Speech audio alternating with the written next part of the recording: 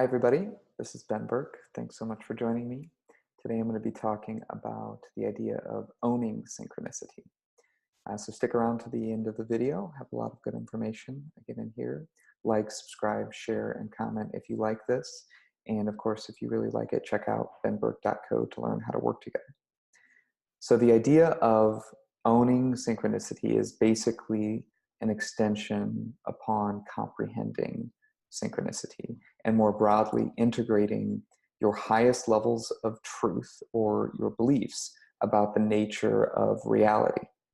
Having true ownership of your creations of synchronicity and what happens to you in your life is not an activity of the ego. It is a balancing of the wisdom of both the heart and the mind. So it's my truth that we all have a fundamental belief that we're choosing, either consciously or subconsciously, that we are either the creator of our experience or the victim of it. And I mean victim not in a derogatory sense, but as a receiver of the experience. I do not really see much middle ground here fundamentally, other than the process from moving from one to another. So where I see most people get hung up, and where I've gotten hung up on this idea and its application to our lives, is when we discuss the experiences relating to what we call trauma, or more judgmentally, bad things. The idea is essentially, I would never choose such a terrible thing to happen to me or to happen to the people that I love. Therefore, I am not the creator of this experience, because if I were, I would have done things differently. And the reality in my belief system, the irony in this statement, is that this is both true and false. The statement necessitates a belief that an individual making it is separate and apart from the experience, as well as the reaction to the experience. And in that dimension of being, this is in fact a true statement. An individual person or individual consciousness that perceives itself to be separate from its experience is not experiencing itself to be the creator of that experience. Because this idea of separation is in and of itself a choice, it is an illusionary experience. And experience that feels and looks and tastes real in the definition that we use for real, but is completely determined by the choice in taking on that perspective.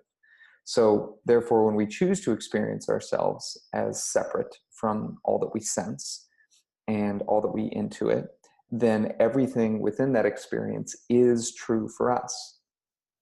A perhaps less limited belief that an individual could choose to hold is that they are unified with everything that they experience, and that there is nothing that separates that which is experienced and the experiencer.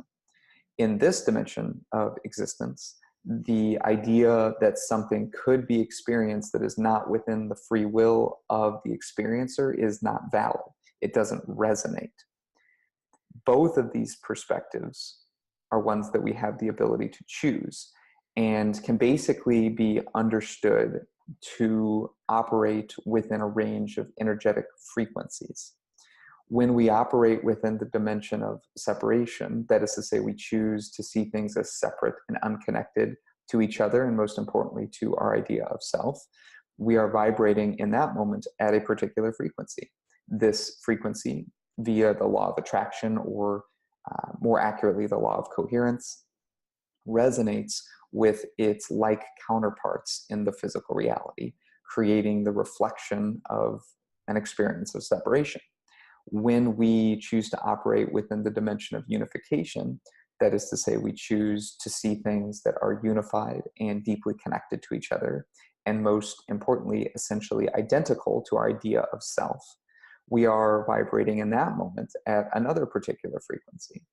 This frequency, via the law of coherence, resonates with its like counterparts in the physical reality, creating the reflection of an experience of unification. So if we choose to see our experience as separate from who we perceive ourselves to be, then we are choosing to believe that we are not the creator of our reality.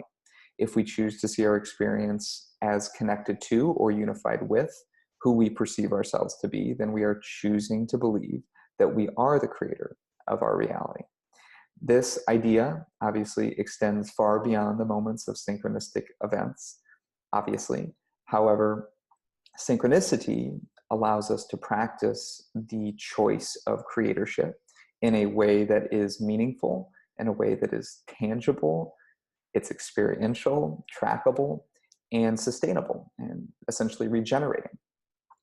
Shifting from the vibratory state of separation into the vibratory state of unification is, in my own belief system, why I chose to be here. I chose to be here to experience that which seems to not be me, and to go through the process of recognizing and integrating that it is. We can begin to own our synchronicities by, after experiencing a synchronistic event, simply asking ourselves the question, why did I choose to give myself this experience?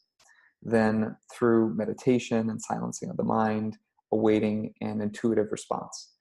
If we keep asking, we will keep getting clearer and clearer answers. So asking this question essentially implies that you have the belief system that states you are the creator of your experience. And by doing this, you're naturally and organically shifting yourself into a different range of frequencies, one that is in the range of frequencies that we say is more unified, or is unified unity consciousness. And by having the perspective of what I am saying is owning your synchronicities, you are bringing them closer to your energetic alignment, getting clearer on who you are, and basically providing yourself an ability to more easily have the experiences that you more deeply desire to have. So thank you very much. Hopefully this was helpful for you. Again, my name's Ben Burke. If you like this, like, subscribe, share, and comment. And if you really liked it, check out benburke.co. We'll have one more video on this little series on synchronicity, and that is basically living through synchronicity. So thank you very much.